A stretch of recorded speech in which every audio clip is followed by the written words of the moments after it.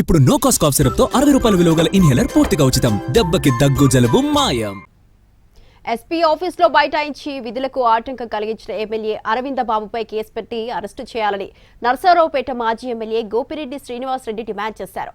MP పుట్ట red handed గా పట్టుబడితే బెయిల్ ఇచ్చి పార్లమెంటుకు పంపారని, అరవ శ్రీధర్పై ఇప్పటి వరకు చర్యలు ఎందుకు తీసుకోలేదని ఆయన ప్రశ్నించారు.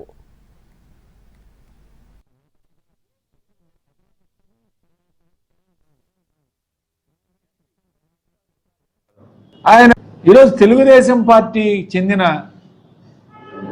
ఎంపీ పుట్టా సుధాకర్ యాదవ్ ఆయన డ్రగ్స్ తీసుకొని రెడ్ హ్యాండెడ్గా పట్టుబడితే ఎంక్వైరీ చేసి అరెస్టులు జరిగితే ఈయనకి స్టేషన్ బెయిల్ ఇచ్చి పార్లమెంటుకి పంపించిన ఘనత ఈ తెలుగుదేశం పార్టీకి చెంది. రైల్వే కోడూరు ఎమ్మెల్యే అరవ శ్రీధర్ ఆయన అమ్మాయిల్ని మానభంగం చేసి గర్భిణీ చేసి పాపం అమ్మాయి మొత్తుకుంటున్నా సరే ఆయన యథాస్థితిగా పార్టీ కార్యక్రమాల్లో పాల్గొనటం. కానీ నిన్న నర్సరావుపేటలో